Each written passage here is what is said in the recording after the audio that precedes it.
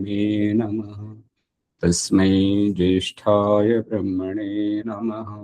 ओम शांति।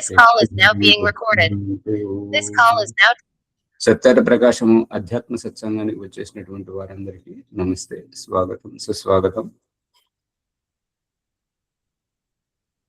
హర్షించదగిన విషయం ఏంటంటే నిన్న మనం తీసుకున్నటువంటి నిర్ణయానికి ట్రస్ట్ వాళ్ళు స్పందించి ప్రతినిధిగా బాలాజీ గారిని పంపించారు. ఇప్పుడు వారి దగ్గర ఉండి అన్ని చూసుకుంటారంటారు. మనం నిశ్చింతంగా జరిగిన రోజులు నిరంతరంగా కొనసాగిద్దాం. ధన్యవాదములు ఆచార్య. శుభ పరిణామం. బాలరాజు గారికి, శ్యామలయ్య గారికి ధన్యవాదాలు. సభ్యులందరికీ నా హృదయపూర్వక వందనములు. ఈ జ్ఞానం ఎక్కడ ఆగిపోద్దో మనసులో తపన ఉండే నాకు. అందు గురించి నా ధ్యానంలో కూడా ఈరోజు పరమాత్మను కోరుకున్నాను, స్వామి మాకు న్యాయం చేయమని. మీ నోట వినడం నాకు ధన్యవాదములు. ఓకే, ఈ విధంగా ముందు కొనసాగండి. అందరి సభ్యులందరికీ మరోసారి హృదయపూర్వక వందనములు. ఓం. అష్టమ సముల్లాసము, సత్యార్థ ప్రకాశం అష్టమ సముల్లాసము 178వ పుటలో చూడండి. ఈ యొక్క 8వ సముల్లాసములో సృష్టి, ఉత్పత్తి, స్థితి, ప్రళయ విషయములను వ్యాఖ్యానించము. నమస్తే స్వామిజీ. నమస్తే. మొదట చెప్తారా స్వామిజీ? ఇట్లనే రోజు ఇట్లనే చెప్తారా? అవునా, సంతోషమయ్యా. ఇయం విసృష్టిరే యత ఆ బభూవ యది వా దధే యది వా నా యో అస్యాధ్యక్షః పరమే వ్యోమన్ సో అంగా వేద యది వా నా వేద. ఋగ్వేదము 10వ మండలము 129వ సూక్తము 7వ మంత్రం. తమ ఆసీత్ తమసా గూఢమగ్రే అప్రకేతః సలిలం సర్వమా ఇదం తుచ్యేన అభ్యపిహితం యదాసీత్ తపసస్తన్మహినా జాయతైకం. ఋగ్వేదము 10వ మండలం 129వ సూక్తం 3వ మంత్రం. హిరణ్యగర్భః సమవర్తతాగ్రే భూతస్య జాతః పతిరేక ఆసీత్ సదాధార పృథివీం ద్యాముతే మాం కస్మై దేవాయ హవిషా విధేమ. ఋగ్వేదము 10వ మండలం 121వ సూక్తము 1వ మంత్రం. పురుష ఏ వేదం సర్వం యద్భూతం యచ్చ భావ్యం ఉతామృతస్వశేషానో యదన్నేనాతి రోహతి. 31వ అధ్యాయం, యజుర్వేదము 31వ అధ్యాయం 2వ మంత్రం. యతో వా ఇమాని భూతాని జాయంతే ఏన జాతాని జీవంతి యత్ ప్రయన్స్వభిః సంవిశంతి తద్విజిజ్ఞాసస్వ తద్ బ్రహ్మ. తైత్తరీయ ఉత్తరార్ధము భృగువల్లి 1. హే అంగా. ఇక్కడ అంగము అంటే అవయవము, అంగము అంటే అవయవము అని. అంగ అంటే జీవుడు దేవుడి నుంచే వచ్చాడు అని చెప్పగానే చెప్పినటువంటిది. నువ్వు ఇంకెవరో కాదు, నా అంశభూతానివి అని చెప్తున్నటువంటిది. ఓ మానవ, ఇప్పుడు అంగ అనేటువంటిది బ్రహ్మాండంలో పరమాత్మని యొక్క అంశభూతమైనటువంటి జీవాత్మ అని, పిండములో తండ్రి యొక్క వంశబీజమే అని చెప్పేసి సంతానమును చూపించడానికి ఈ యొక్క సంబోధన. ఓ మానవ, ఈ వివిధ సృష్టిని చేసి ధరించి ప్రళయము చేయువాడే జగత్తునకు స్వామి. అంటే తన పరిచయం ఇచ్చుకుంటున్నాడు. ఎవరు అంటే ఇప్పుడు ఇక్కడ ఒక మనోరంజనం ఏంటంటే, విద్యాభ్యాసం పూర్తయిన తర్వాత ఓం ప్రకాష్ ఒక దగ్గర ఆ, ఏదో ఒకటి జీవనోపాధి చేసుకోవాలని చెప్పేసి ఒక పనికి వెళ్ళినప్పుడు ఒక అతను కూర్చుండి అందరిని నువ్వు ఇది చెయ్యి అది చెయ్యి అది చెయ్యి అని చెప్పేసి అందరినీ అసలు మనస్థిమితం లేకుండా చేస్తున్నాడు అన్నట్టుగా. తాను మాత్రం కదలకుండా కూర్చుంటున్నాడు, ఏ పని చేయట్లేదు. ఓం ప్రకాష్ ఏమన్నాడంటే, అందరికీ నువ్వు చెప్తున్నావు, మరి నువ్వెందుకు చేస్తలేవు అని అన్నాడు. ఆ మాట వినేసరికి అందరూ నవ్వుకున్నారు అన్నట్టుగా.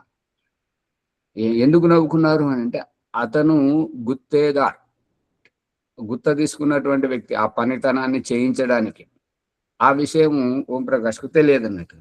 అందు గురించి నువ్వు అందరికి పనులు చెప్తున్నావు, నువ్వెందుకు చేస్తలేవు అని ఓం ప్రకాష్ అన్నా సరే అందరూ నవ్వారు అనమాట. అదే ప్రకరణం ఇక్కడ చెప్తున్నాడు. ఏంటంటే దేవుడు తన గురించి చెప్పుకుంటున్నాడు. ఏంటంటే నీకు కనిపిస్తున్నటువంటి ఈ యొక్క చెట్లు, చేమలు, గుట్టలు, నదులు, సముద్రములు, మనుషులు, ఈ ప్రాణి జాతులన్నీ ఈ వివిధ సృష్టిని చేసి ధరించి ప్రళయము చేయువాడే ఈ జగత్తునకు స్వామి. ఏ వ్యాపక పదార్థమునందు ఈ సృష్టి ఉత్పత్తి, స్థితి, ప్రళయముల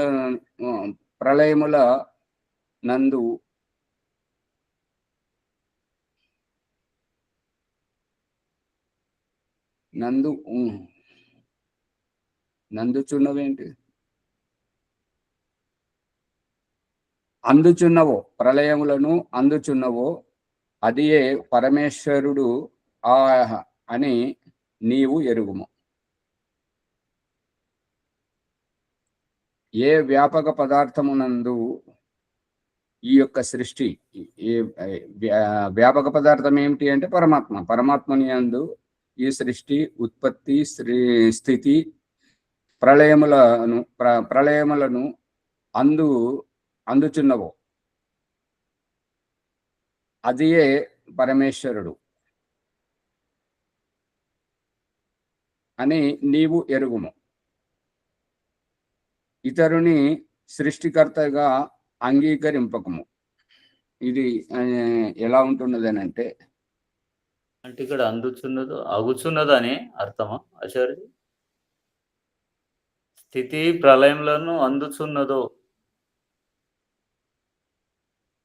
బహువచనం అందుచున్నవో అది ఏ పరమేశ్వరుడు. అంటే ఇక్కడ ఉత్పత్తి, స్థితి, ప్రళయములు జరుగుతున్నవని అర్థమా? అంటే ఇది ఎట్లా అంటే ఈ ఇంటి పెళ్లి చేసుకోవడం, సంతానం కనడం, ధన సంపాదన చేయడం, ఇల్లు కట్టుకోవడం, పండుగలకు, ఇంటిల్లిపాదికి ఏ సుఖ సంతోషాలు అయితే అందించాలో తండ్రి అన్ని బాధ్యతలను వహిస్తున్నా, ఏ లోటు లేకున్నా చూసుకున్నా, ఈ సుఖ వైభోగం అంతా అనుభవిస్తూ తన అవసరం వస్తే పిల్లలు ఒకనొక సందర్భం అంటారు ఏంటంటే, నువ్వు నా కోసం చేసిందేంటి? తను ఎట్లా పుట్టిండో అది గుర్తించట్లేదు. తాను గర్భంలో ఉన్నప్పుడు ఎవరి సంపదను తల్లి ద్వారా అనుభవించాడో అది గుర్తించట్లేదు. పుట్టిన తర్వాత తండ్రి సంపత్తిని తనకు అన్నప్రాసన సంస్కారం నుంచి మొదలుకొని ఉగ్గుపాలు, అవన్నీ, ఈ ఉగ్గన్నము, ఈ యొక్క బట్టలు అవన్నీ ఏర్పాటు చేయడం, తల్లి సంరక్షణ, ఇవన్నీ తండ్రి ద్వారానే లభిస్తున్నాయి అని చెప్పేసి అతను గుర్తించక, మళ్ళీ తను పెరిగిన తర్వాత బడికి వెళ్ళి చదువుకోవడం, తనకు కావలసినటువంటి పండుగలకు, పబ్బాలకు కావలసినటువంటి ఆమోద ప్రమోదాలన్నీ సమకూర్చినటువంటి తండ్రిని తనకు అవసరం వచ్చినప్పుడు ఏమంటాడంటే, నువ్వు నా కోసం చేసింది ఏంటి? అటువంటి దానికి సమాధానం చెప్తున్నాడు. అర్థమవుతుందా? ఇవన్నీ నా వల్లనే జరుగుతున్నాయి. నీకు అమ్మగా కనిపిస్తున్నటువంటి ఈవిడ నేను స్వీకరిస్తే నన్ను చేపట్టినటువంటి ఆవిడ వల్లనే నీకు అమ్మగా అయింది. నీకు ఈ ఇల్లు, ఈ ఆశ్రమం, నీకు ఈ కులము, ఈ గోత్రము అనేటువంటి ఈ పేర్లన్నీ రావడానికి కారణం నేను, నీ ఉనికికి కారణం నేను అని చెప్పడానికి ఏమని చెప్తున్నాడంటే, వ్యాపక పదార్థం వ్యాపక పదార్థమునందు ఈ సృష్టి ఉత్పత్తి స్థితి, ఉత్పత్తి అంటే తయారవడం, దేనికది ఎక్కడికక్కడ తయారవడం, స్థితి అని అంటే విద్యమానమై ఉండడం, దేని స్థానంలో అది విద్యమానమై ఉండి దేని పని అది చేసుకుంటూ పోవడం. ప్రళయం, ప్రళయం అని అంటే జీవనీయ ఆధారం, జీవులకు జీవనీయ ఆధారం లేనప్పుడు దాన్ని ఎక్కడికక్కడ విభజించడం, నాశనం చేయడం, విక్షిప్తం చేయడం. ఇప్పుడు ఏంటంటే వీధి నాటకాలు వేసేటువంటి వాళ్ళ దగ్గర మనం ప్రత్యక్షంగా చూస్తుంటాం. ఏంటంటే తాను వచ్చేటప్పుడు అందరినీ పలకరిస్తుంటాడు, పలకరించి నువ్వు రావాలి రావాలని చెప్పేసి అందరికి ప్రేరణ ఇస్తుంటాడు. ఇటువంటి కథ నడుస్తుంటది, ఇట్లా నాటకం నడుస్తుంటది, అవన్నీ చూడాలి, దగ్గర ఉండాలి, రావాలని చెప్పేసి అందరికి ప్రేరణ ఇస్తుంటాడు. ఇక ఆ నాటకం అంతా అయిపోయిన తర్వాత నాటకాన్ని చక్కగా నటింపజేసి చివరికి ఇక వేదిక సైతం విక్షిప్తమైన తర్వాత మళ్ళీ దాన్ని అక్కడికి వెళ్ళి విప్పుకుంటాడు. ఆ విప్పుకునేటువంటిదే ఈ ప్రళయం. అణు సత్వరజస్తమసం సామ్యవస్థ ప్రకృతి ప్రకృతిర్మహన్ మహతోర్ అహంకార అహంకారాత్ పంచతన్మాత్రాన్ని ఉభయమింద్రియం మనః పురుష. ఈ రకంగా ఈ 24 తత్వంలో ఒక తత్వం పురుష ఇది జీవాత్మ పరమాత్మశ్చ అనేటువంటిది ఇదే 8వ సముల్లాసంలో మన ముందు వస్తుంది. ఈ 25 తత్వముల యొక్క సారం పరమాణు. అటువంటి అణు కలిసి ద్వేణువు త్రసరేణు మహత్ పరమాణు ఈ రకంగా అణువు సంగ్రహితమైపోయి ఒక కనబడేటువంటి స్థూల రూపం. ఈ రహస్యాన్ని ఓం ప్రకాష్ ఇహపరలోకంలో చూపించాడు. భూమి ఏ రకంగా తయారైంది అంటే నీటి పరమాణువులతోటి తయారైంది అని చెప్పేసి యజుర్వేదం 31వ అధ్యాయంలో చెప్పినటువంటి మంత్ర ప్రమాణ పూర్వకంగా ఈ యొక్క ఇహపరలోకంలో సచిత్రంగా చూపించడం జరిగింది. అక్కడ చూడండి, ఈ అణువులను జోడిస్తూ ఎట్లయితే ఒక రూపాన్ని తయారు చేయడం జరిగిందో, ప్రళయములో మళ్ళీ అవే అణువులను ఎక్కడికక్కడ విభజిస్తూ ప్రకృతి దగ్గరికి వచ్చేసరికి ఆ ప్రకృతి కూడా సత్వము, రజస్సు, తమస్సు ఈ రకంగా 3 విభాగాలుగా విడిపోయి పడి ఉంటుంది. ఈ రహస్యాన్ని చెప్పడం జరుగుతుంది అన్నమాట. సృష్టి ఉత్పత్తి స్థితి ప్రళయములను అందించుచున్నాడు అంటే అందించుచున్నవో అనేటువంటిది ఈ క్రియాత్మక పదం కుదరట్లేదు. మరి ఇది చూడండి, మీ దగ్గర ఇంకేదైనా వేరే పుస్తకాలు ఉన్నాయి కదా, మరి కృష్ణారెడ్డిది కానీ విఠలరావు గారు ఆర్యపట్నం సభది కదా, చూడండి. ఓ మాచారి చెప్పండి. ఇక్కడ దీన్ని అందుచున్నదో ఈ 2 పదాలు అందు ఉన్నదో చూకు ఉకారం అందు ఉన్నదో మీరు ఏకవచనంలో చెప్తున్నారు, అక్కడనేమో వకారం ఉంది. ఉన్నవో సృష్టి ఉన్నది ఆచారి, ఉన్నవో దో. మరి ఇక్కడైతే అది ఉన్నది. మరి నందుంచుచున్నదో ఉంది ఆచార్య, దూతర సున్నా లేదు. నందు అంటే అందు ఉన్నదో అట్లా. ఆచార్య సృష్టి ప్రళయంలో అందుచున్నవో అన్నట్టు. మళ్ళీ మీరు బో అంటున్నారు, మరి దో అంటున్నారు. లేదు ఆచార్య, ఇప్పుడు దాని వాకారం వచ్చింది అంటారు కదా, అందుచున్నవో. అందుచున్నవేంటిది, అందుచున్నది ఏంటిది? సృష్టి ప్రళయాలు జరుగుతున్నవి అన్నట్టు. అవును, అది దానికైతే వాకారం సరిగానే ఉంది. అక్కడ వాళ్ళ దగ్గర దా ఉందంట కదా, ఆ దా అన్నదానికి అర్థం ఏంటి? దో ఏకవచనం అవుతుంది. లే అందు ఉన్నదో కరెక్ట్ గా తెలుస్తుంది.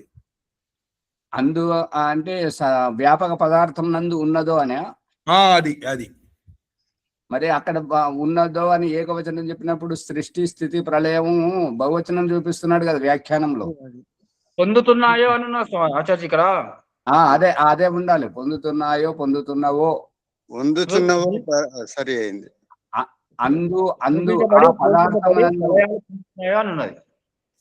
ఆ పదార్థము నందు ఉన్నవో అని ఉండాలి.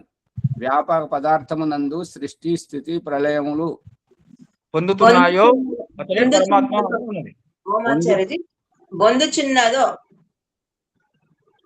పొందుచున్నదో ఉత్పత్తి స్థితి ప్రళయంలో పొందుచున్నదో అతడే పరమాత్మ. పొందుచున్నదో పొందుచున్నడం ఏంటి? పొందుతున్నాయో అని ఉన్నది ఆచార్య ఇక్కడ. అదే ఉండాలి, పొందుచున్నాయో అని ఉండాలి. పొందుతున్నాయో అతడే పరమాత్మ అని ఉన్నది. ఎక్కడైతే సృష్టి పొందుతున్నదో, ఎక్కడైతే స్థితి పొందుతున్నదో, ఎక్కడైతే ప్రళయం పొందుతున్నదో ఆ పొందేటువంటి తత్వమే ఈశ్వరుడు అని చెప్పడం ఇక్కడ అభిప్రాయం. పొందుచున్నదని ఉన్నది ఆచార్య దీంట్లో. అంటే ఈ సృష్టి జరుగుతున్నాయని కూడా ఉంటే సరిపోతుంది. అది అది అలా ఉంటే బాగుంటది, ఇక ఏ సందేహం ఉండదు అన్నట్టు. ఇక్కడ ఏంటంటే ఈ కార్యము జరుగుతున్నదో అన్నప్పుడు దో సరిగా ఉంటది. లేదు ఈ సృష్టిని ఉత్పత్తిని ఈ సృష్టిని చెప్తేనేమో జరుగుచున్నదో సరి అయింది. లేదంటే ఇక ఉత్పత్తి స్థితి ప్రళయములను విడివిడిగా చెప్పాలనుకున్నప్పుడు జరుగుచున్నవో అని ఉండాలి. అది పరమేశ్వరుడు.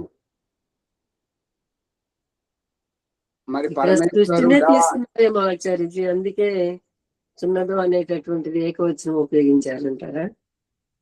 సృష్టి కార్యానికి సృష్టి అని దాన్ని చెప్పడానికే జరుగుచున్నది అని చెప్తున్నాడు.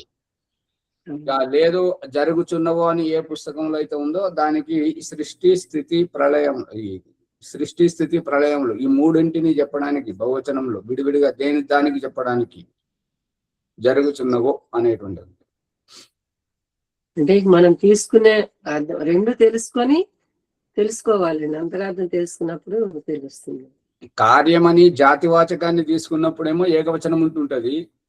ఈ క్రియల గురించి ఏ క్రియ జరుగుతుందని క్రియల గురించి తెలుసుకునేటప్పుడు బహువచనం ఉండాలి, జరుగుతున్నవో అని.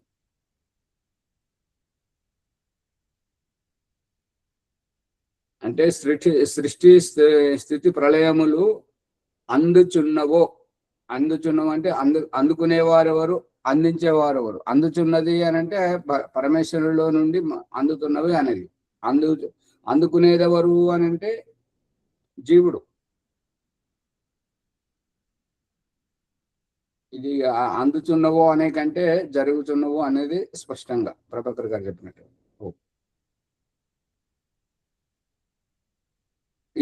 అదియే పరమేశ్వరుడా నీవెరుగుము. ఇది సరిగా లేదు వాక్యం, మళ్ళీ చూడండి. ఇవన్నీ ఎందులో ఏ పదార్థంలోనైతే జరుగుతున్నాయో అదియే పరమేశ్వరుడు అని నీవు ఎరుగుము. ఇట్లుండాలి. పరమేశ్వరుడు గా ఉన్నది మాకు, పరమేశ్వరుడుగా ఎరుగుము. మరి ఇక్కడ నువ్వు పరమేశ్వరుడా నీవు ఎరుగుము అని ఉన్నది. అంటే దేవుడికి బుద్ధి చెప్తున్నట్టుగా ఉన్నది. కానీ సరి ఇంకా అట్లా బాగుంటది. అది అలా ఉండాలి. అతడే నీవు తెలుసుకోను. ఇది జీవుడి తొందరపాటు, భాష అవజ్ఞ వల్ల ఇట్లా జరుగుతుంది అన్నమాట. ఆచార్యజీ ఒక్కొక్క పుస్తకంలో ఒక్కొక్క ప్రచురణ ఉన్నది. అంటే ఇప్పుడు ఒక్కొక్క పుస్తకం ఒక్కొక్క సంస్కరణని ఒక్కొక్కరు సంపాదన చేసినప్పుడు ఎవరి బుద్ధి ఎట్లున్నదో అట్లా వేలు పెట్టారు అన్నట్టు. వేలు పెట్టినప్పుడు అలా వికృతమైంది అంతే.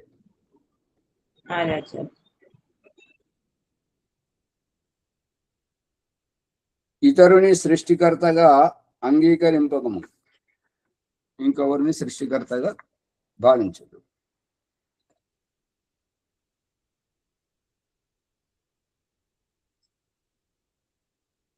ఇప్పుడు దీని అభిప్రాయం ఏంటి?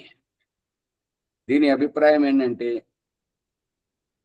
బ్రహ్మ విష్ణు మహేశ్వరుడు సృష్టి స్థితి లయకారకులు అని ఆ ముగ్గురు పేర్లను తీసుకొచ్చి ఈ భగవంతుని ఎక్కడైతే ఖండన చేయడం జరుగుతుందో అది అవిద్య అని చెప్పడం. భగవంతునిలోనే ఇవన్నీ జరుగుతున్నాయి. అక్కడ ఇప్పుడు ఏంటంటే మనిషి బొమ్మను గీయడానికి ఎంతో శ్రద్ధతోటి ఎంతో నైపుణ్యంతో గీయడానికి ప్రయత్నం చేసి గీసిన తర్వాత కోతి బొమ్మ తయారైనట్టుగా ఇక్కడ ఏంటంటే ఈ సృష్టి స్థితి ప్రళయాలు ఈశ్వరునిలో జరుగుతున్నాయి, ఈశ్వరుని నుండి అభివ్యక్తం అవుతున్నాయి అనేటువంటిది ఇక్కడి సారాంశం. దీనిని ఆలంకారిక భాషలో ఒక దృష్టాంతంగా కథగా చెప్పడానికి ఈ యొక్క బ్రహ్మ విష్ణు మహేశ్వరులు వీళ్ళు సృష్టి స్థితి లయకారకులు అని వాళ్ళను చూపెట్టడంలోనే అంటే పరమేశ్వరుని యొక్క పేరే ఈ బ్రహ్మ విష్ణు మహేశ్వరుడని ఈ పరమేశ్వరుని పేరు తీసేసి బ్రహ్మ విష్ణు మహేశ్వరులని పెట్టేసరికి బ్రహ్మ ఎక్కడో కొట్టుకపోయాడు, పరమాత్మ ఎక్కడో కొట్టుకపోయాడు, బ్రహ్మ విష్ణు మహేశ్వరుడు ఇదే ఉన్నది పౌరాణికంలో. ఇంతే తేడా. సృష్టికర్తగా ఉన్నప్పుడు బ్రహ్మగా పేరు, అదేగా అంటే పరమాత్మ లేడు కదా. ఇకంతా రూపంలోకి వచ్చేసింది. ఇప్పుడు సృష్టికర్తగా ఉన్నప్పుడు బ్రహ్మ అని అన్నప్పుడు పరమాత్మ ఏడు ఉన్నాడు ఇక్కడ. బ్రహ్మ అంటే 4 ముఖముల ఇంకొక వ్యక్తిని చూపిస్తున్నారు కదా. మరి అతడు ఎట్లా పుట్టాడు, ఎట్లా పెరిగాడు, అతనికి జలుబు చేయలేదా, పడుకున్నప్పుడు ఎట్లా పడుకున్నాడు, అది వాళ్ళు ఆలోచించుకోవాలి. అంటే అది చిత్రకారుల భాషలో 4 వేదాలను అందించాడని కావచ్చు ఆచార్య. మరి బ్రహ్మ అన్నప్పుడు మరి వేదవ్యాసుడు అంటారు, బ్రహ్మ అంటుంటారు, ఎక్కడ ఏకరూపత లేదు. అవును, నోటికి ఎట్లా వస్తే అట్లా వాగుకుంటూ పోవడం. సామ్యం అయితే కుదరదండి. కాకపోతే ఇక ఎట్లా చెప్తే అట్లా అనుకూలంగా వెళ్ళటం అంటే దవాటికి. ఈ సమస్త జగత్తు సృష్టికి పూర్వము అంధకారముతో ఆవృత్తమై రాత్రి రూపమున ఎరుంగ అయోగ్యమై ఆకాశ రూపమున తుచ్చముగా అనంత పరమేశ్వరుని యందు ఏకదేశీ అయి ఆచ్ఛాదితమై ఉండెను. ఈ సమస్త జగత్తు సృష్టికి పూర్వము అంధకారముతో, అంధకారం అంటే చీకటి, మనం చెప్పుకుంటున్నాం కదా. సాయంకాలం సూర్యాస్తమయంతో ప్రగాఢ అంధకారం ముసురుకుంటూ మధ్యరాత్రి వరకు అటువంటి స్థితి. అంధకారంతో ఆవృత్తమై రాత్రి రూపమున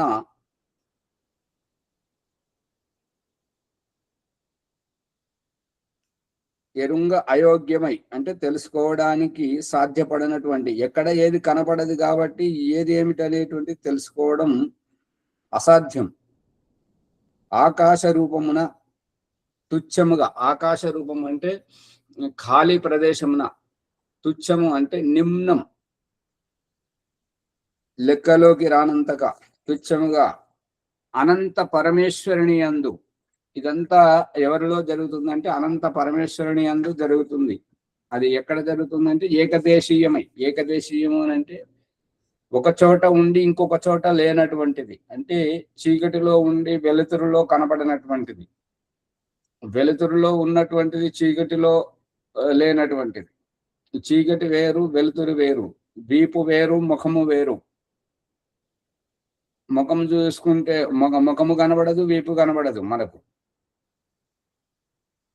అందుకని ఇవన్నీ జరుగుతున్నటువంటిది భగవంతుడు చూపిస్తున్నాడు అన్నట్టుగా.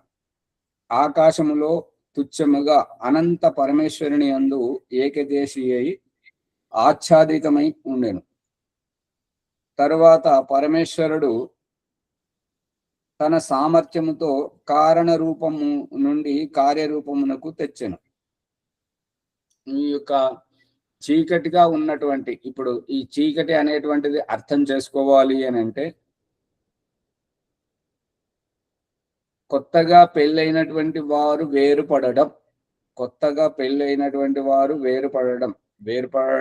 వేరుపడ్డప్పుడు తనకు ఇల్లు కావాలి, ఇల్లుని వెతుక్కోవడము అంటే లేని దాన్ని వెతుక్కోవడమే చీకటి.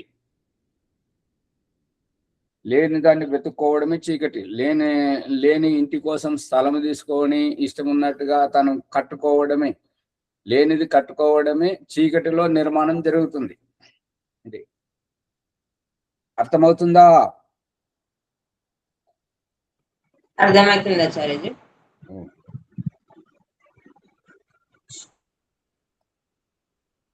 తరువాత పరమేశ్వరుడు తన సామర్థ్యంతో కారణ రూపము నుండి కార్యరూపమునకు తెచ్చను. అదే ఇక తల్లిదండ్రుల ఇంటి నుంచి బయటకు వచ్చిన తర్వాత ఉద్యోగ రూపంలోనో బ్రతుకు తెరువు రూపంలోనో దేశ విదేశాలకు వెళ్ళినప్పుడు అక్కడ ఎవ్వరూ లేనటువంటి స్థితిలో ఏదో ఒకరి సహాయంతో ఇల్లును అద్దెకు తీసుకొని ఏదో రకంగా ఉండి, అంటే ఏమీ లేనటువంటి ఆ స్థితి నుంచి కారణ రూపము నుండి, కారణం అంటే ఇక్కడే ఉండాలి, ఈ వ్యక్తుల మధ్యలోనే ఉండాలి అని అనుకున్నప్పుడు అక్కడ ఏదో రకంగా కార్యరూపంను నిర్మించుకోవడం.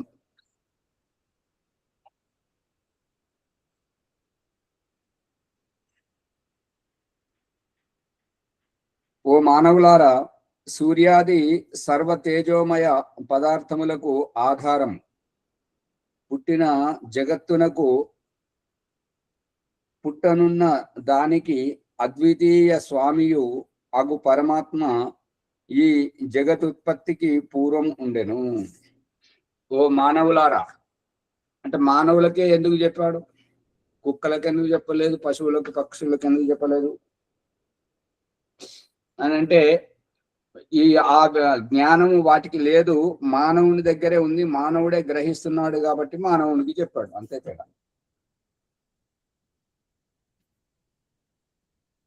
ఎవరైతే ఏది గ్రహించగలుగుతారో, ఎవరైతే ఏది అర్థం చేసుకోగలుగుతుంటారో వారికి. సూర్యాది, ఆది అంటే సూర్యుడు మొదలగునటువంటి, సూర్యుని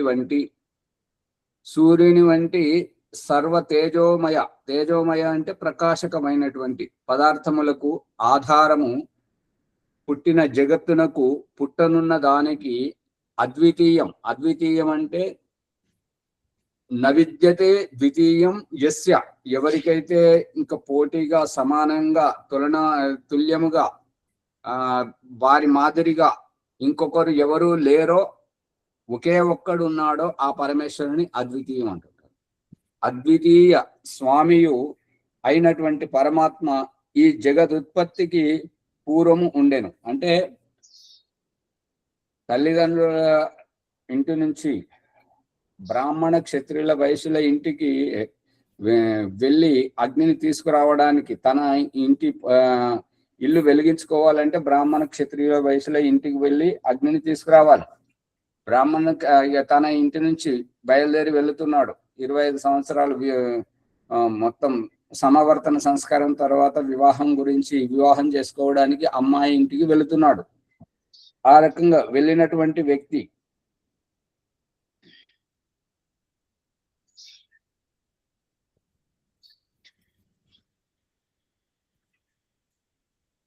అద్వితీయం. పెళ్లి చేసుకోవడానికి వెళ్ళేటప్పుడు ఎంతమంది వెళ్తారు? అమ్మాయి ఇంటికి వెళ్ళేటప్పుడు ఎంతమంది వెళ్తారు? 5 అని చెప్పారు కదా సరే. ఆహా, అమ్మగారు ఒక్కడే వెళ్తాడు, ఒక్కడే. 2 3 వెళ్ళరమ్మగారు. మీ భాష అమ్మగారు, భాగ్యలక్ష్మి అమ్మగారు, మీ భాష ఎలా ఉన్నది అని అంటే, అమ్మ నేను వేటకు వెళ్ళాను, నాకు పండు దొరికింది అంటే, సరే బిడ్డ నాది 5 సమానంగా పంచుకోండి అన్నట్టుకుంది. అంటే చెప్పండి. మహాభారతంలో కౌరవులకు అర్జునుడు అక్కడ వెళ్ళాడు కదా, మత్స్యసేదనానికి వెళ్ళాడు కదా. వెళ్ళిన తర్వాత ద్రౌపది స్వయంవరం చేసుకుని తీసుకొచ్చిండు కదా. తీసుకొస్తే అమ్మ నేను ఒక పండు తెచ్చుకొచ్చానంటే అది సమానంగా తీసుకోండి అందరని చెప్పింది అంట.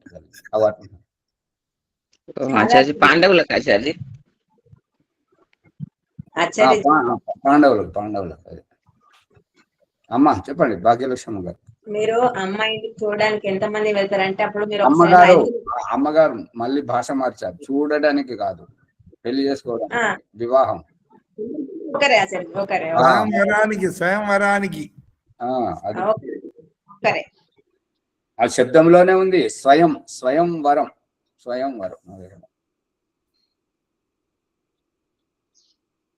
పుట్టిన జగత్తునందు పుట్టనున్న దానికి అద్వితీయ అని అంటే ఇప్పుడు తాను తల్లిదండ్రుల నుంచి ఇంటి నుంచి వెళ్ళి అక్కడ అమ్మాయి ఇంటికి వెళ్ళి అమ్మాయిని చేపడతాడు, ఇద్దరయ్యాడు అమ్మాయిని చేపట్టగానే. ఆ తర్వాత ఉత్తర వేదిలో గర్భాధానం చేసుకొని వచ్చేటప్పుడు ఈ ఉత్తరాధికారిని తీసుకొని వస్తున్నాడు కాబట్టి ఇక్కడికి వచ్చిన తర్వాత ఇల్లు కట్టుకోవడం, గృహప్రవేశం చేసి ఇంట్లో ఉండి భార్య పిల్లలు సంతానంతో ఉండడం. ఈ యొక్క ఇక్కడ చెప్తున్నటువంటి రహస్యం ఏంటంటే రాత్రి రూపమున అంటే యుక్త వయసు ఇది బ్రహ్మాండంలో మన పిండ సృష్టిలో పెళ్లిగానప్పుడు దుందుడుకు తనముతోటి గోడదూకుడు భాషను చూస్తుంటే అటు అమ్మాయిని అడుగుతారు, ఇటు అబ్బాయిని అడుగుతారు, ఏమై పప్పన్నం తినబెట్టేది లేదా అనేటువంటిది అడుగుతుంటారు అన్నట్టుగా. ఇంకెప్పుడు అని చెప్పేసి అడుగుతారు కదా, మర్చిపోయారు, అది కూడా గుర్తులేదా? గుర్తుంది ఆచార్య. ఆ రకంగా అటువంటిది చీకటి అన్నట్టుగా. అంటే నువ్వు ఒక్కడే ఉంటావా, నువ్వు ఒక్కదాని ఉంటే ఎన్నట్టు పెళ్ళి ఎప్పుడు చేసుకుంటావు అనేటువంటిది భాష. అంధకారం ఆవృతమై రాత్రి రూపమున, రాత్రి రూపం అంటే ఇక ఒంటరితనంలో ఎరుంగ అయోగ్యమై ఆకాశ రూపమున తుచ్చముగా అనంత పరమేశ్వరునందు ఏకదేశి అంటే ఒకే ఒక్కడిగా ఆచ్ఛాదితమై ఉండేది. ఆ తర్వాత పరమేశ్వరుడు తన సామర్థ్యంలో కారణ రూపం ఉండి కార్యరూపం అయిపోయింది.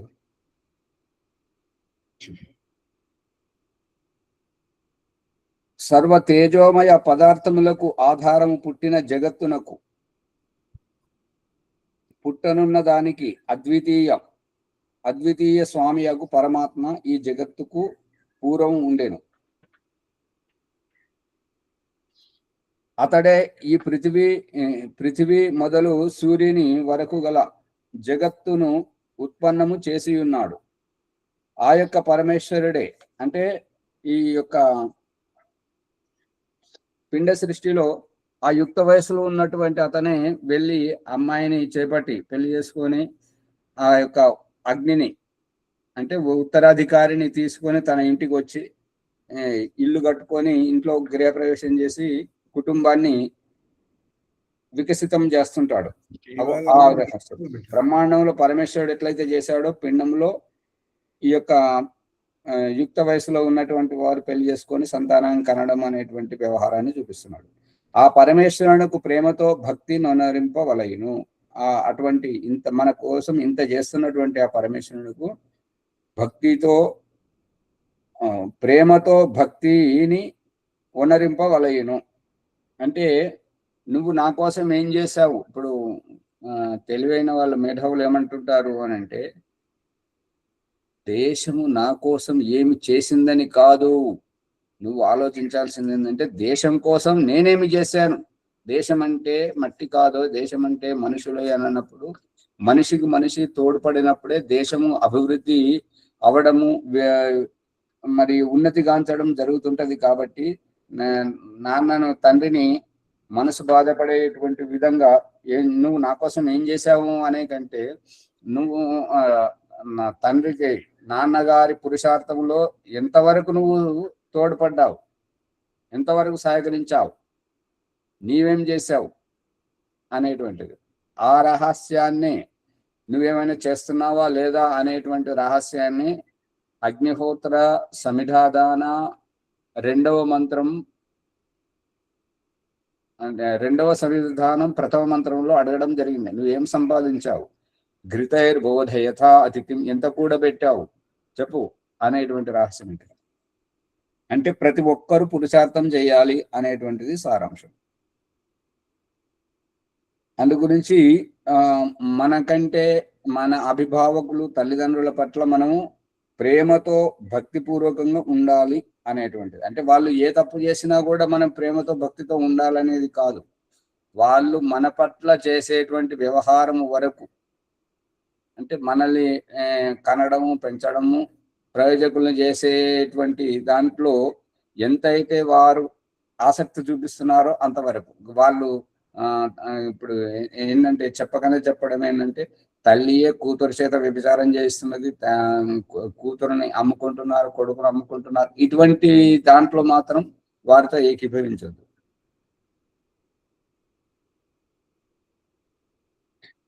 ఓ మనుషులారా, సూర్యాది తేజోమయ పదార్థములకు ఆధారం పుట్టిన జగత్తునకు పుట్టనున్న దానికి అద్వితీయ స్వామియు అయినటువంటి పరమాత్మ ఈ జగత్తు ఉత్పత్తికి పూర్వం ఉండెను. అతడే ఈ పృథివీ మొదలు సూర్యుని వరకు గల జగత్తును ఉత్పన్నము చేసి ఉన్నాడు. ఆ పరమేశ్వరునికి ప్రేమతో భక్తిని అనరింపవలయును.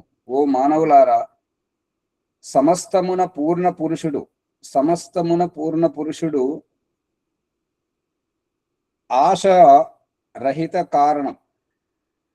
ఆశరహిత కారణము జీవులకు స్వామి. పృథివ్యాది సమస్త జడ పదార్థముల కంటేను జీవుల కంటేను భిన్నుడై ఆ పురుషుడే ఈ భూత భవిష్యత్ వర్తమాన జగత్తును నిర్మించువాడు. ఓ మానవులారా, సమస్తమున పూర్ణ పురుషుడు అని అంటే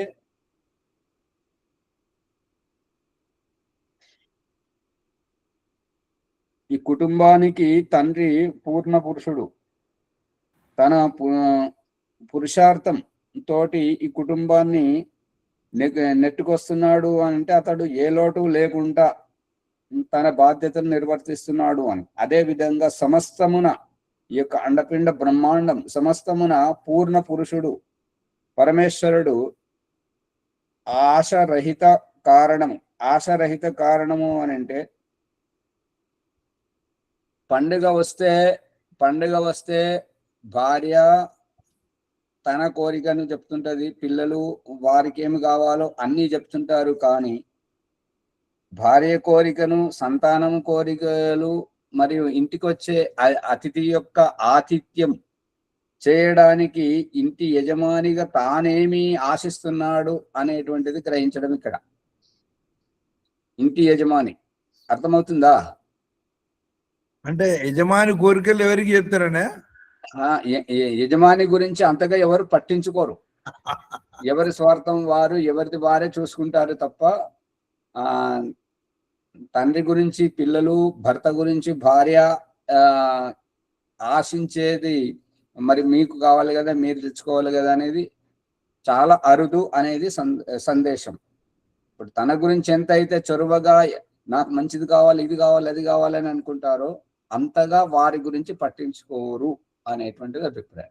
ఎందుకంటే ఎవరి గురించి అయినా కూడా తానే సంపాదించాలి, తానే ఖర్చు పెట్టాలి కదా. అది యజమాని తన యొక్క బాధ్యతను గుర్తించినట్లు ఉపయోగించుకునే వాళ్ళు ఆలోచించాలి. అమ్మా, అది అంటే దీని వెనుక ఉన్న రహస్యం ఏంటంటే కృతజ్ఞులు గుర్తిస్తారు, కృతజ్ఞులు గుర్తించరు. అంతే.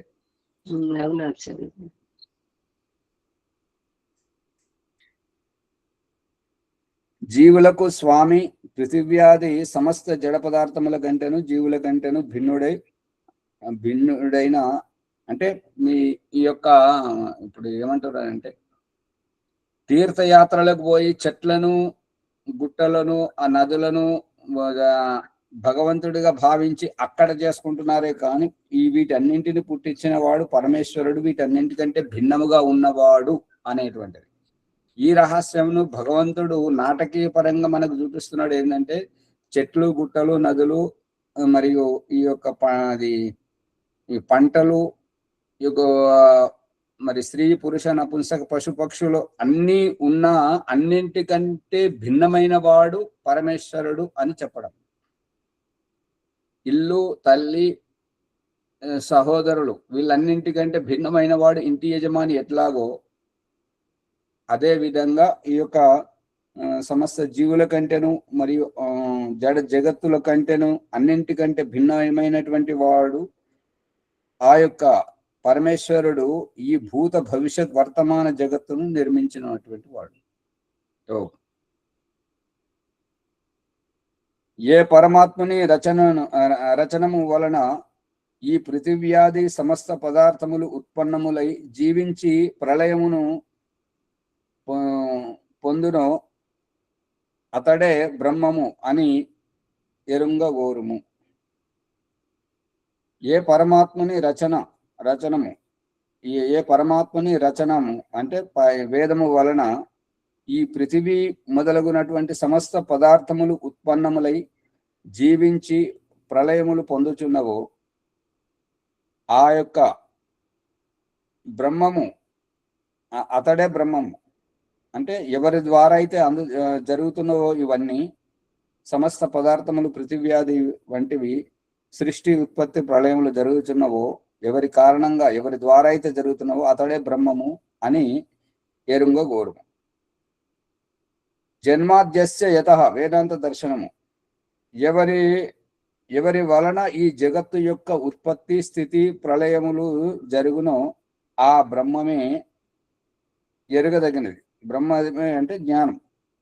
ఈ యొక్క ఎవని అని ఈ ఈశ్వరుని పట్ల ఎవడు ఎవని అనే భాష ఏదైతే ఉన్నదో మనమేమో ఎవరి వలన అని మనం బహువచనం ఏదైతే పలుకుతున్నామో దానికి కారణం ఏంటంటే మనమేమో ఆదరము గౌరవము వారిని గొప్పగా చూడడానికి ఎవరు అనేటువంటిది బహువచనం పలుకుతుంటాం.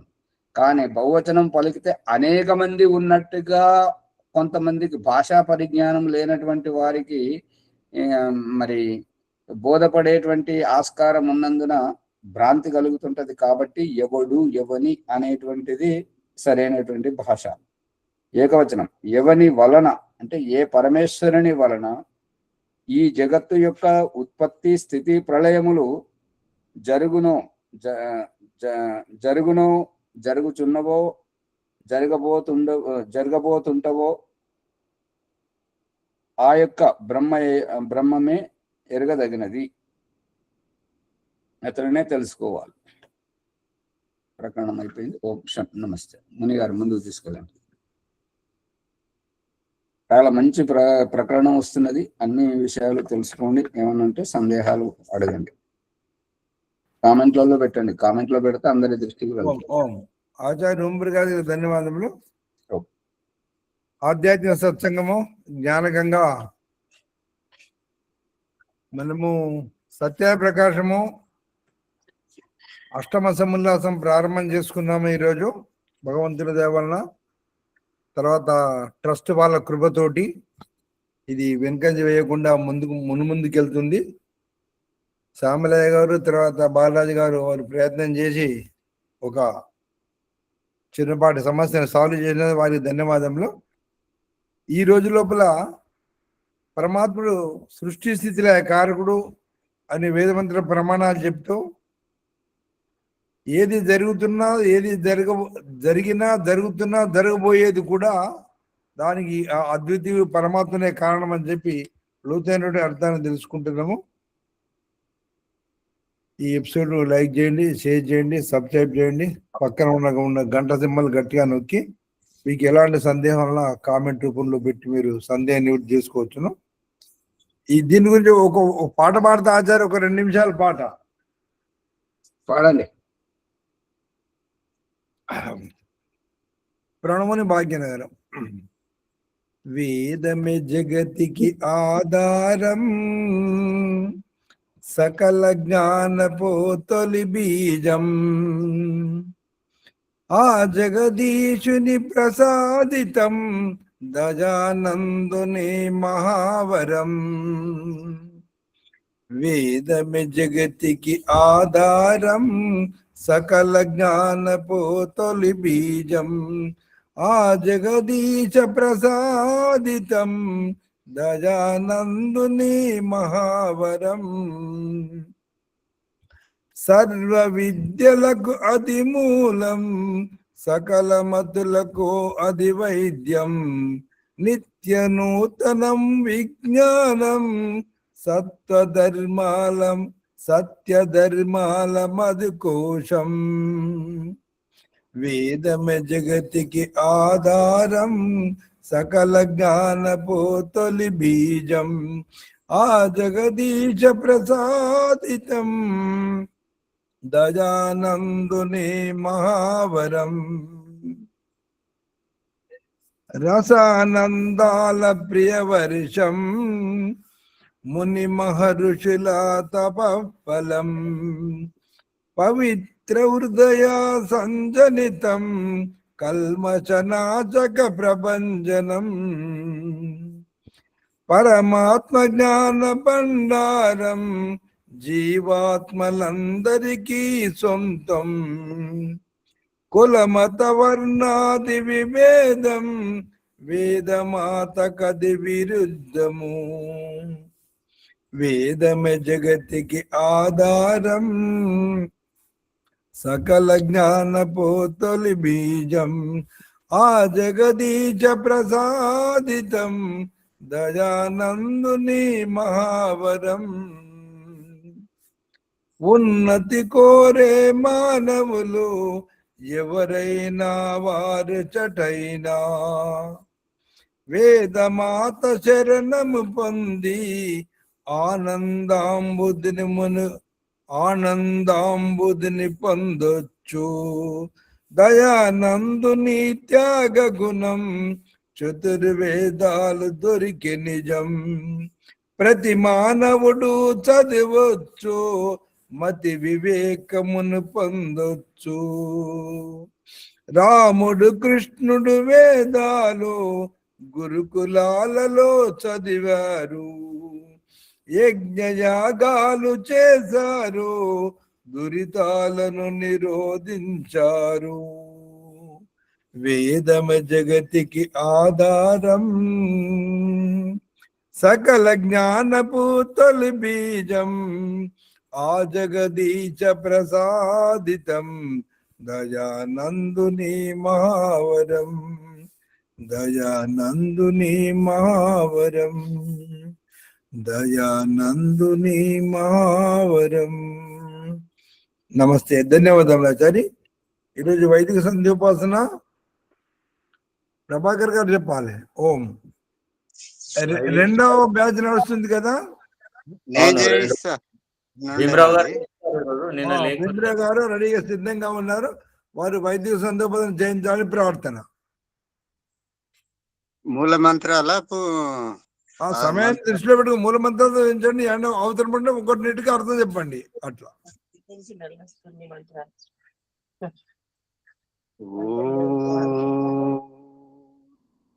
మధ్యన ఫోన్ సరి చేసుకోండి భీమరావు గారు. ఈ చిత్రం సరిగా వచ్చేటట్లు చూసుకోండి.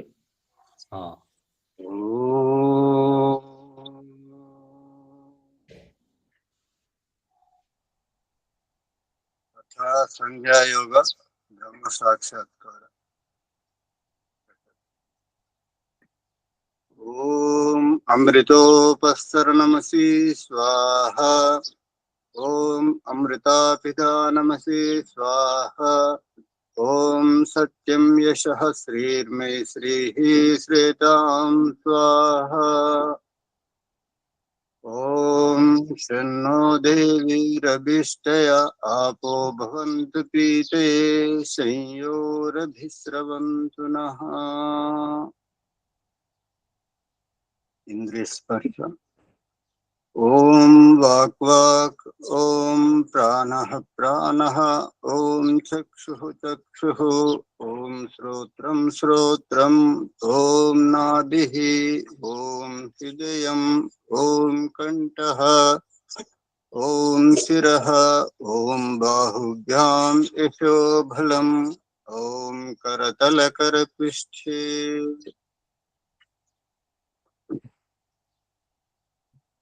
మార్జన మంత్రంలో ఓం భూః పునాతు శిరసి. ఓం భువః పునాతు నేత్రయోః. ఓం స్వః పునాతు కంఠే. ఓం మః పునాతు హృదయే. ఓం జనః పునాతు నాభ్యాం. ఓం తపః పునాతు పాదయోః. ఓం సత్యం పునాతు పునశ్శిరసి. ఓం కం బ్రహ్మ పునాతు సర్వత్ర. ప్రాణాయామ మంత్రంలో ఓం భూః. ఓం భువః. ఓం స్వః. ఓం మః. ఓం జనః. ఓం తపః. ఓం సత్యం.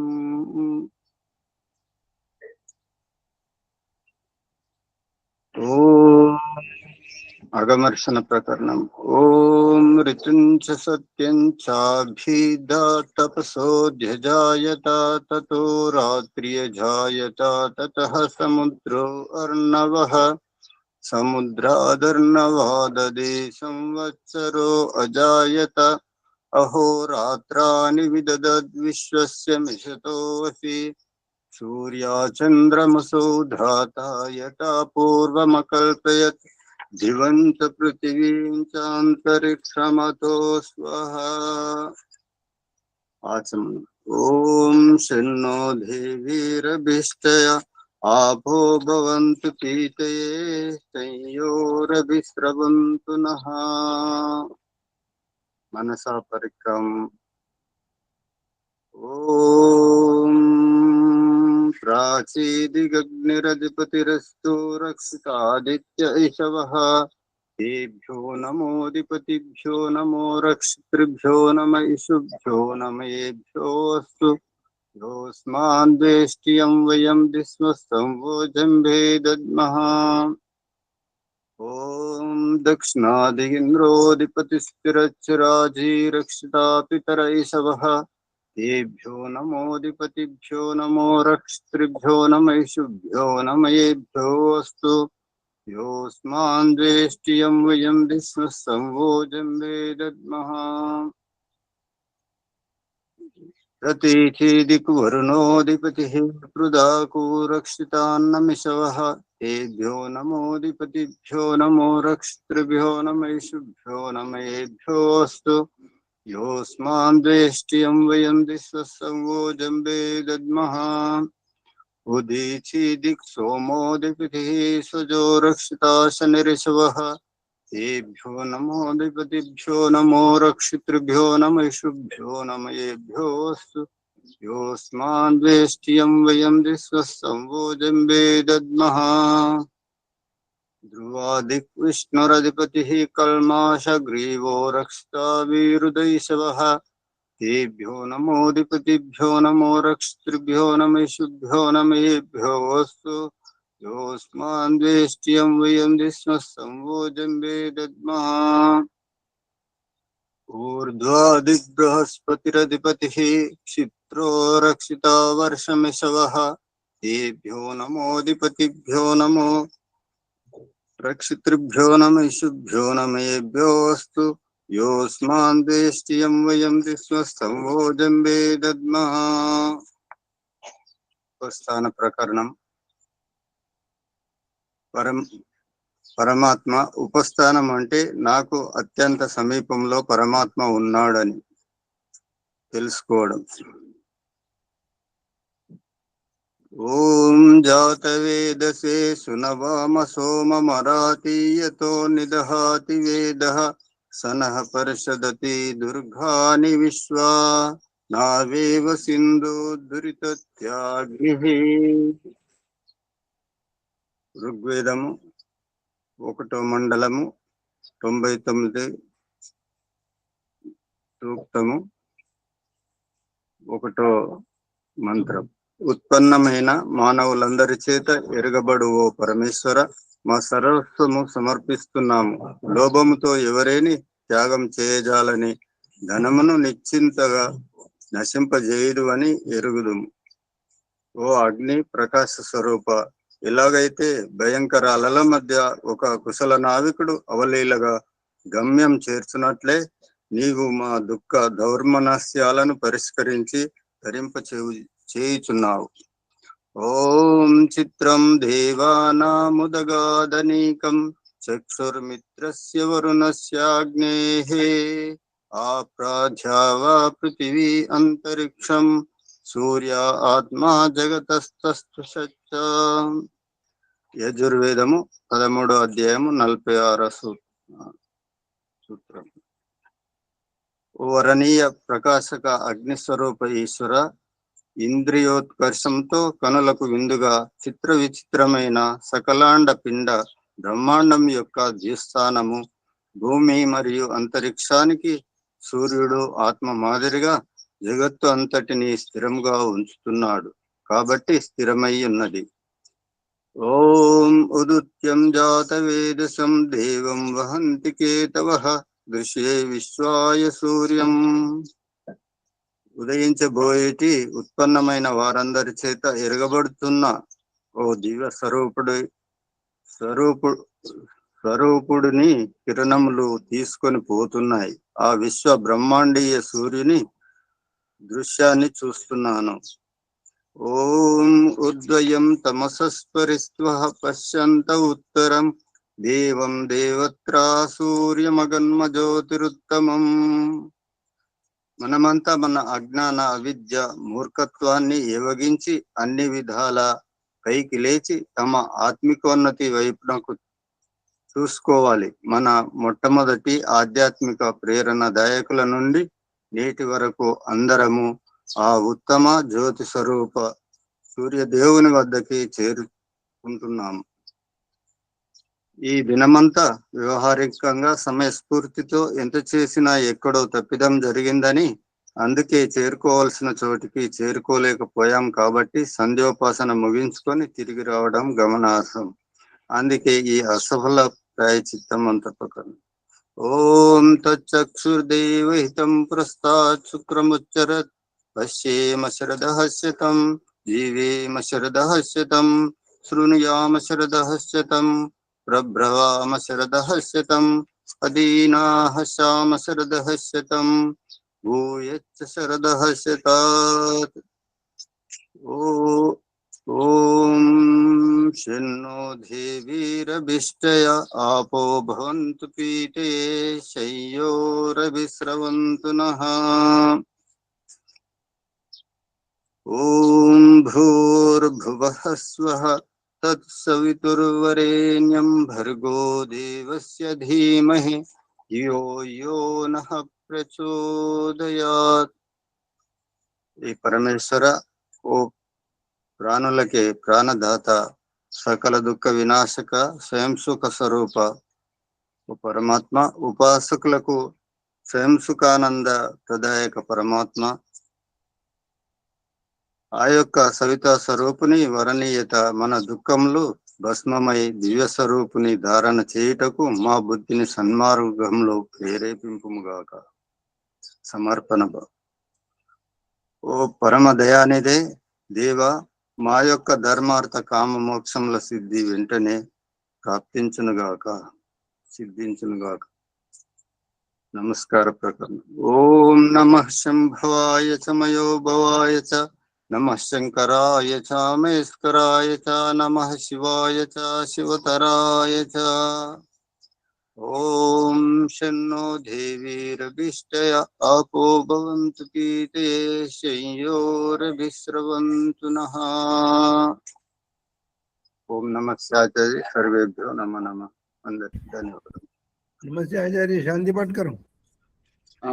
భీమరావు గారు, భాష మరి సరిగా లేదు, మీరు ఒకసారి వినండి, వింటే తెలుస్తుంది. అసఫలమైన ప్రాయశ్చిత్త మంత్రం కాదు. మళ్ళీ పరమేశ్వరుడు అత్యంత సన్నిహితంగా ఉన్నాడని, మనము పరమేశ్వరునికి అత్యంత సన్నిహితంగా, దేవుడు మనకెంత దగ్గరగా ఉన్నాడో మనము కూడా భగవంతునికి అంత చేరువగా ఉన్నామని, దగ్గరగా ఉన్నామని సగమే చెప్పుకుంటూ వస్తున్నారు. చాలా దోషాలు ఉన్నాయి, చూడండి, దగ్గర చూస్తే మీకే విషయం తెలుస్తుంది.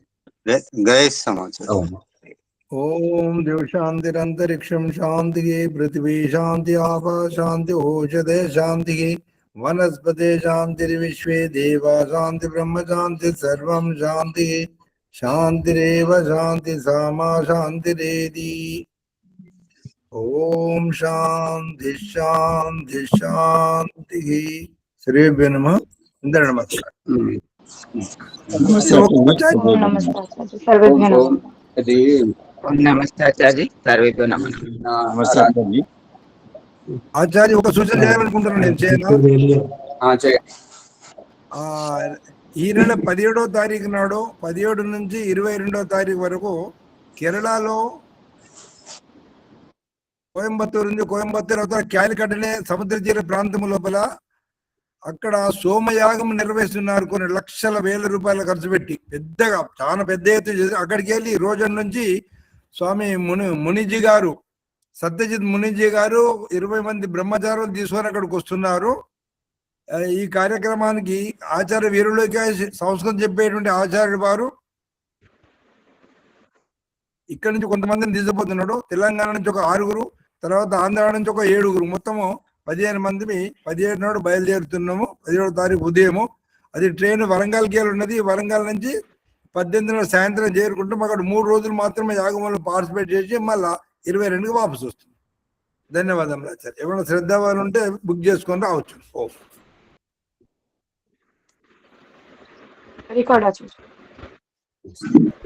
ఓం నమస్తే ఆచార్య, సర్వేభ్యో ఓం నమః. నమస్తే ఆచార్య.